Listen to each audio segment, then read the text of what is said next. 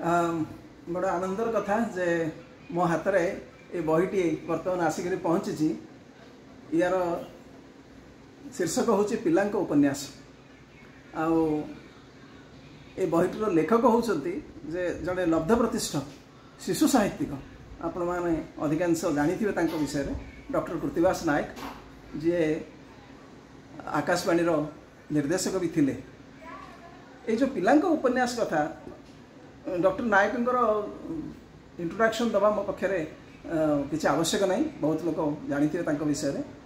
से जड़े प्रसिद्ध शिशु साहित्यिक बहुत बही लिखिं शिशु साहित्य उपर पिला बहुत बही लिखिं ता भर ये हूँ अन्यतम।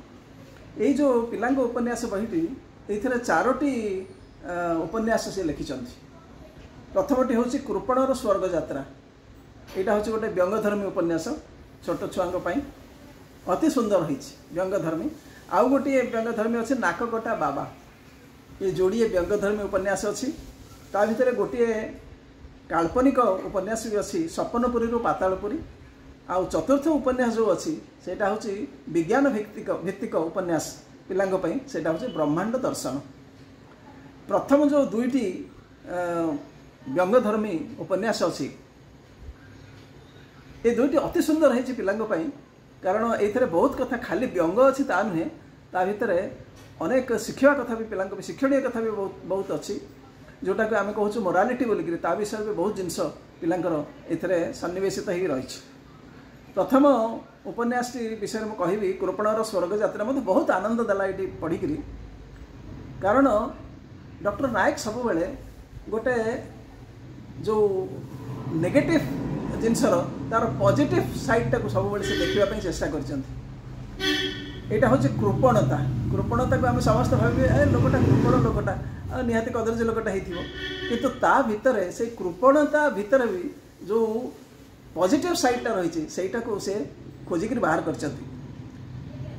जो उपन्यास रहा कृपणर स्वर्ग यात्रा तार जो जो जो जिनस जो संदेश से पिला दवाई चाहते से कहते कृपणता प्रकृति गोटे अपराध नुहे जदि यहाँ कहार क्षति न करे। कृपणता अन्य जदि क्षति करे ताहले कृपण हवाटा भल नुहे। किंतु कृपणता जब कहार क्षति न करे ताहले एथिरे किछि दोष ना, दोषाभाव कथा ना। आमर संस्कृत में गोटे श्लोक अच्छी जोटा कहते लोभात दोष समुद्भवा। जोठी लोभ अच्छी से दोष बाहर। किंतु डॉक्टर नायक पिला शिखेवाई चाहते जे सब बेले से दोषाभाव नुह जदि से अन्य कहार क्षति न करे। बड़ा सुंदर गल्पटी पिला माने पढ़िले ताको निश्चय बहुत एंजॉय करिवे बोलिक मोर विश्वास। मु तो बहुत एंजॉय कली, मत बहुत भल लगिला।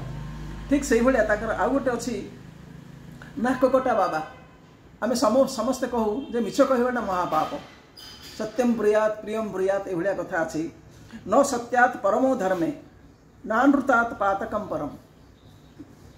मिछ कहवाट बढ़िक अपराध आउ ना बोलिक से कहती समस्ते कहती।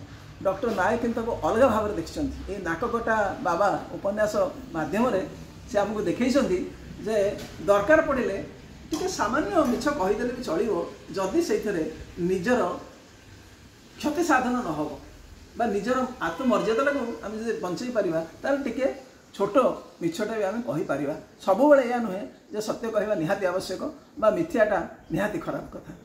तेणु ये जो पिला से बुझेवाई चाहते प्रकृत में जे सबू जिनसर दीटा जमीका आम कहू जे कॉइन दीटा पार्श्व अच्छी जे एपटे हेड एंड टेल। ठीक से भाया गोटे भल गोटे खराब जो दीटा अच्छी।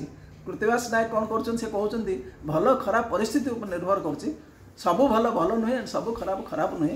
ताको पिला माने तांकर निज जीवन में ये जिनस को बुझा दरकार आको व्यवहार करने दरकार।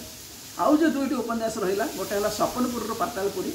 यहाँ हूँ काल्पनिक उपन्यास जे से बहुत जिनस कहते जोटा कि आम वयस्क लोक मैंने जान नी। जी मानस सरोवर न जाइए, जी कैलाश पर्वत को न देखी से कौन जान। आम खाली जहाँ टेलीविजन देखुचु बा बही पढ़ुचु किंतु सी जाइए न जाइए मुझे जानी ना।